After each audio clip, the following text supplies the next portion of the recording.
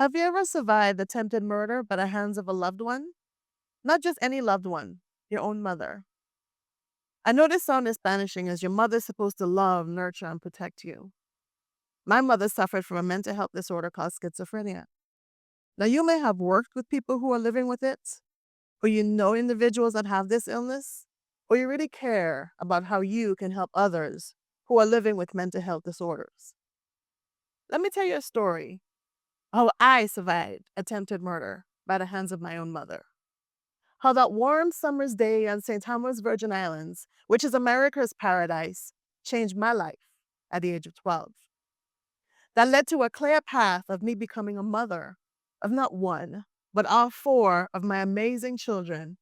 All showed signs and symptoms of different forms of mental health disorders. But what is schizophrenia? The Mayo Clinic defines it as a severe mental disorder in which people interpret reality abnormally. It may result in some combinations of hallucinations, delusions, and extremely disordered thinking, and behaviors that do impact daily lives. It can be disabling. Those who are living with schizophrenia require lifelong treatment. But this is how I saw schizophrenia in my mother.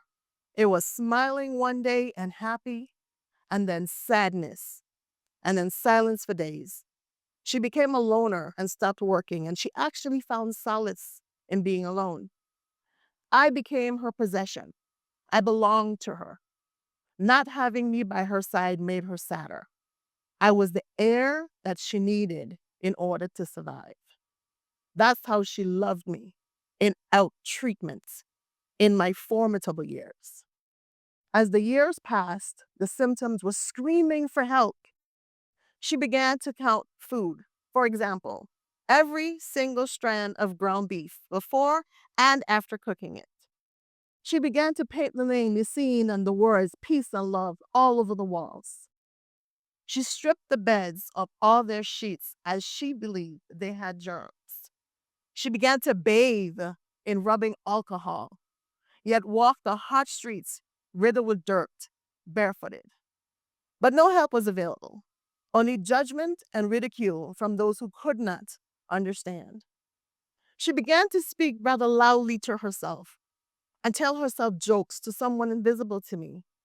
That unseen person slowly took my place. That unseen person made her happy. Even though I saw my mother every day, my mother began to not see me. By age 11, she had morphed into a series of individuals in her mind. She created her own brand new language that only she could understand.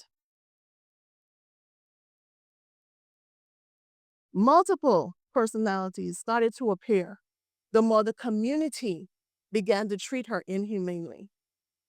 Imagine for a moment that individuals on the island would actually take time to urinate in balloons and bottles and throw them at us. Members of the community would also taunt her and say harsh words so that she could react unfavorably. Members in the community would actually take the time to try and harm her, as to imply that she should no longer exist in this world. And this type of trauma went on for years without treatment. I never knew from minute to minute which new versions of her would appear. I wanted the original mother back. I wanted to retreat inward. I wanted to learn how to cope under these conditions. But no help was available for anyone on the island. At age 35, I found the courage to finally speak about the incidents that occurred on that dreadful day, the day that my mother decided that life as I know it should all come to an end. I woke up like any new normal day, except this day, my mom was angry and solely at me after being ignored by her for 4 years. It looked like a volcano was erupting as she was violently attacking her father in a heated argument. I've never seen my mother show any form of physical abuse. It was all mentally toxic for me. I knew, and my grandmother knew, that I was not safe as my grandmother began to pray. Her eyes looked glazed and in a trance as she bolted towards me in a fury. She grabbed my thick braid and pulled it out of my hair by the roots and follicles. In fear, I followed her out of the house, onto the bus, to wherever place in her mind would now be the end for me. My grandmother read of the following occurrences in my book over 40 years later. While on the bus, I focused on the words my grandmother said to me. She said, "Yassin, child, you do your best to get away." I formed a plan that seemed to work when I asked her to get off of the bus at the next stop to use the restroom, except she exited the bus and walked into the bathroom stall with me. As I headed back to the bus, I purposely slipped out of my shoes. This made her even more angrier, if that was even possible. As she motioned for my shoes, I ran. I ran down the waterfront. I could hear her screaming, but the words were so muffled and everything was just moving so fast. I could see in the corner of my eyes that the pedestrians were trying to stop her, but she was way too powerful. As she began to get closer and closer to me, I could finally hear the words that she was saying. "Hold that child, I'm gonna kill her." Now, it's one thing to think that your mother wants to kill you, but to know that this indeed was the plan has forever scarred me. Luckily, some men in a painter's truck grabbed me by my collar and pulled me into the truck and saved me that day.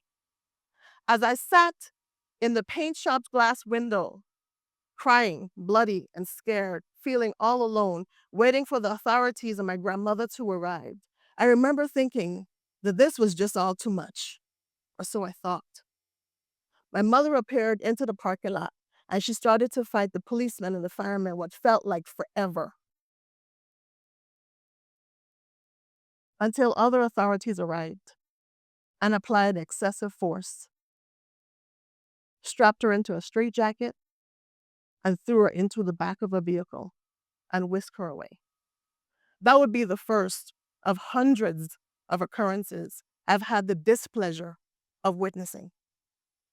The very next day at my grandparents' house where the four of us lived, my mom was standing in the front doorway. Terrified, I urinated on myself.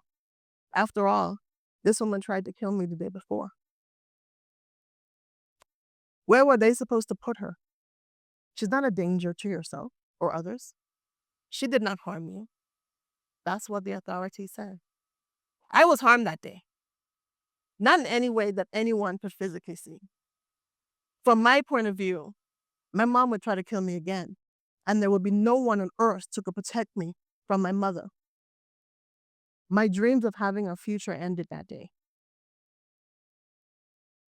Nobody could protect me from the outside ridicule either. I was dead either way it felt. I wanted to die. I'm alive today because of my children. The love and hope that I have for them to be successful despite their mental health conditions. I've sacrificed my entire freedom for them. In my mother's own motherly way, she blessed me with the best lesson for me to become a mother. You see, I had the pleasure of watching my mother's behaviors.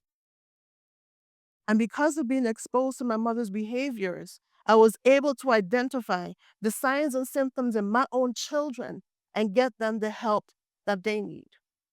I am grateful for the experiences that I've had with my mother. I've had to learn to forgive mental illness. But how can we as a society lessen or end the debilitating effects of mental illness? In order to lessen mental illness, we must first have empathy and compassion for it, just as we do for cancer. When society first heard the words cancer and AIDS, society treated those living with those illnesses like they had the plague. Mental illness has been around far longer than AIDS and cancer, yet we are still here fighting to end the stigma of mental illness. When it comes to those who are living with cancer and AIDS, we either know someone who is living with it or have passed on from it. So we know it does exist. And these are all real illnesses. Let's look at COVID. There was tremendous disbelief when COVID first appeared, but yet we are here having compassion and empathy for it. Mental illness, COVID, AIDS, and cancer are all unseen illnesses. We must view them the same. I believe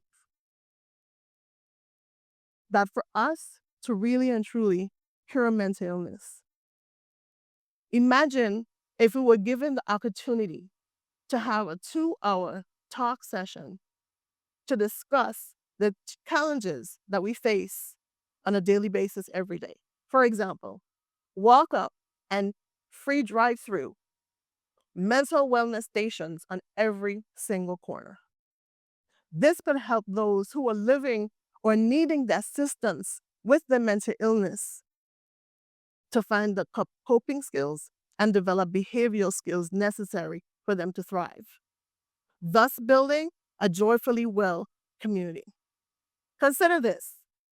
What if we offer the immediate family members or caregivers of those living with mental health disorders, once they step into adulthood, mental health power of attorney? This would give family members and parents, just as myself, the affordability and access to give our children the care that they need on a continuous basis for their mental health disorders. Currently, we are not legally able to assist our adult children.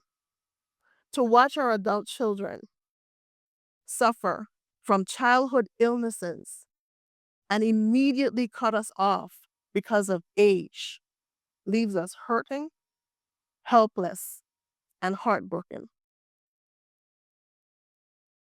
2 unseen illnesses robbed me of a normal mother-daughter relationship. Mental illness took her mind.